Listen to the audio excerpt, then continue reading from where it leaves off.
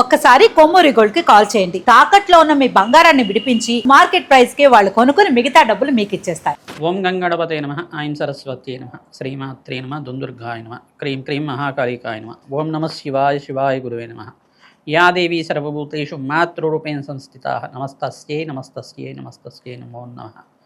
Cream cream మహాకాళికాయ నమః క్లీం కృష్ణాయ గోవిందాయ గోపీజన వల్లభాయ శ్రీకృష్ణ పరబ్రహ్మణే పరంజ్యోతిషే నమః. శ్రీరామ జయ రామ జయ జయ రామ రామాయ నమః. రామ దత్తాత్రేయాయ నమః. యూట్యూబ్ ప్రేక్షకులకి అందరికీ కూడా నమస్కారం అండి. నేను పాలపర్తి గున్నా శర్మ. ఈ రోజున మనం చెప్పబోయే విషయం ఏంటిదంటే ప్రధానంగా కంటెంట్ అంతా కూడా ఈ యొక్క ఏప్రిల్ నెల వార ఫలితాల్లో భాగంగా మనం అంతా కూడా విశ్లేషణ చేసుకోవడం జరుగుతుంది. ప్రధానంగా రెండో వారం ఫలితాలంతా కూడా ఏ రకంగా మేషాది ద్వాదశ రాశుల వాళ్ళకి ఈ యొక్క వార ఫలితాల్లో భాగంగా విశ్లేషణ చేసి పరిష్కారం చెప్పడం జరుగుతుంది. ప్రధానంగా చూసుకుంటే గోచార చక్రంలో అంతా కూడా ఈ యొక్క గ్రహస్థితి ఈ రకంగా ఉంది. మీనరాశిలో అంతా కూడా అంగారకుడు, శనీశ్వరుడు మరియు బుధుడు యొక్క సంచారం జరుగుతుంది. రాహు యొక్క సంచారం అంతా కూడా కుంభరాశిలో జరుగుతుంది.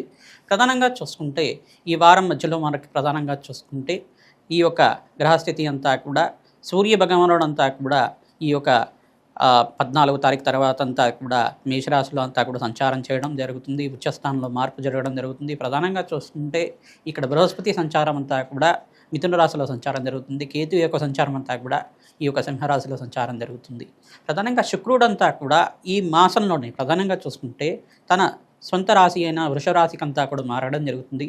తద్వారా అష్టైశ్వర ప్రాప్తి కలగడానికి ఆస్కారం ఉంటుంది. ఈ వారంలో ప్రధానంగా గ్రహస్థితి అంతా కూడా చూసుకుంటే చంద్రుడు అంతా కూడా ఈ రకంగా మారడం వల్ల గజకేసరి యోగం అంతా కూడా సిద్ధించడానికి ఆస్కారం ఉంటుంది. ప్రధానంగా ఈ యొక్క బృహస్పతి అనుగ్రహం వల్ల కొన్ని రాశుల వాళ్ళకి గురుకటాక్షం అంతా కూడా సిద్ధించడానికి కార్యసిద్ధి కలగడానికి ఆస్కారం ఉంటుంది.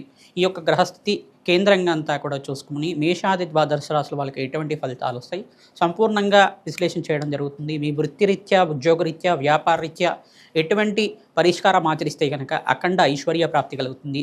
ఆకస్మికంగా ధనయోగ ప్రాప్తి కలుగుతుంది.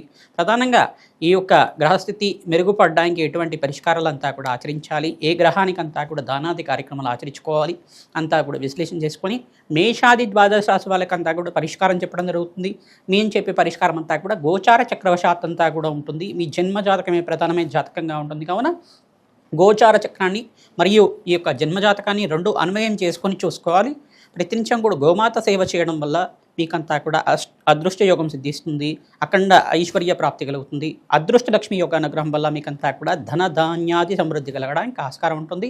తద్వారా మీరంతా కూడా జాతకరీత్యా ఉన్న దోషాలకంతా కూడా పరిష్కారం ఆచరించుకుంటూనే గోచారీత్య గ్రహస్థితి అంతా కూడా మెరుగుపడడానికి ఆస్కారం ఉంటుంది. కావున ఈ పరిష్కారం అంతా కూడా ఆచరిస్తే కనుక శీఘ్ర ఫలితాలు పొందుతారు. తులారాశి జాతకులకి ఏప్రిల్ నెల వార ఫలితాల్లో భాగంగా రెండో వారంలో విశ్లేషణ చేయడం జరుగుతుంది. ప్రధానంగా చూసుకుంటే ఈ వారంలో మీకంతా కూడా శ్రమ అధికంగా ఉంటుంది.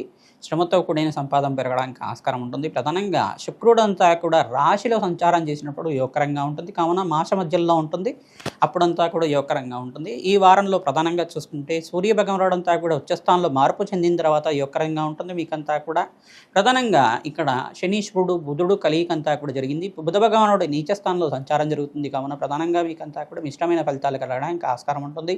ప్రధానంగా దూర ప్రయాణాలు చేయడం వల్ల మీకు శ్రమాధికంగా ఉంటుంది. కొంచెం అనారోగ్య సూచన అంతా కూడా సూచనాప్రాయంగా చెప్పడం జరుగుతుంది. ప్రధానంగా మీరంతా కూడా పరమేశ్వరుడి ప్రీతికరంగా భస్మాభిషేకం చేయించడం వల్ల ఈ అపమోక్ష దోష నివారణ అవడానికి ఆస్కారం ఉంటుంది. ప్రధానంగా అంగారకుడు, శనీశ్వరుడు, బుధ భగవానుడు కలియికంతా కూడా జరుగుతుంది. కావున ఈ యొక్క త్రిగ్రహ కూటమి ఈ యొక్క దుర్దోష నివారణార్థం మీరంతా కూడా అంగారకుడు ప్రీతికరంగా కందిపప్పు దానం చేసుకోవడం, శని భగవాను ప్రీతికరంగా తైలాభిషేకం చేయడం, నల్లనములు దానం చేయడం, ప్రధానంగా బుధ భగవాను ప్రీతికరంగా పెసర్లంతా కూడా పక్షులకి ఆహారంగా పెట్టడం వల్ల మంచి ఫలితాలు పొందడానికి ఆస్కారం ఉంటుంది. ప్రధానంగా ఈ యొక్క నవధాన్యాలన్నీ కూడా నవధాన్యాలతోటి యజ్ఞహోమాది కార్యక్రమాలు ఆచరించుకోవడం వల్ల నవగ్రహ శాంతి పూజల్లో భాగంగా అంగారకుడికి, శనీశ్వరుడికి, రాహువుకి, శుక్రుడికి, సూర్య భగవానుడికి అంతా కూడా జపాలు దానాలు ఆచరించుకోవడం వల్ల మాస మధ్యలో మీకు అంతా కూడా కార్యసిద్ధి కలగడానికి ఆస్కారం ఉంటుంది. అఖండ లాభాలు గణించడానికి ఆస్కారం ఉంటుంది. నవగ్రహాలకు అభిషేకాది కార్యక్రమాలు ఆచరించుకోవడం, పరమేశ్వరుడు ప్రీతికరంగా అన్నాభిషేకం చేయించిన వాళ్ళకి అప్పుల బాధల నుంచి బయటపడడానికి ఆస్కారం ఉంటుంది. శ్రమతో కూడిన సంపాదన పెరుగుతుంది. ప్రధానంగా నూతన వ్యాపారంలో పెట్టుబడి పెట్టుకోవడానికి స్వల్పంగా వాయిదా వేసుకోవడం మీకంతా కూడా సూచన ప్రాయంగా చేయడం జరుగుతుంది. ఈ గ్రహస్థితి కొంచెం అనుకూలతగా లేదు కావున ఎప్పుడైతే సూర్య భగవానుడు మీకంతా కూడా ఉచ్చస్థానంలో సంచారం జరుగుతుందో తులారాశి జాతకులకంతా కూడా ప్రతినిత్యం కూడా మహాలక్ష్మీదేవి ఆరాధన చేసుకోవడం వల్ల మహాలక్ష్మీదేవికి ప్రీతికరంగా తామర పూలతో కానీ మల్లెపూలతో కానీ తులసి దళాలతో కానీ మారేడు దళాలతో కానీ నిత్యం అర్చించడం వల్ల అఖండ ఐశ్వర్య ప్రాప్తి కలుగుతుంది. ఆకస్మికంగా ధనయోగ ప్రాప్తి కలుగుతుంది. నూతన వ్యాపారంలో పెట్టుబడులంతా కూడా స్వల్పంగా మీరు వాయిదా వేసుకోవడం మంచిగా చెప్పడం జరుగుతుంది. మాస మధ్యంలో మీరంతా కూడా నూతన వ్యాపారంలో పెట్టుబడి పెట్టుకోవడం వల్ల అఖండ లాభాలు గణించడానికి ఆస్కారం ఉంటుంది.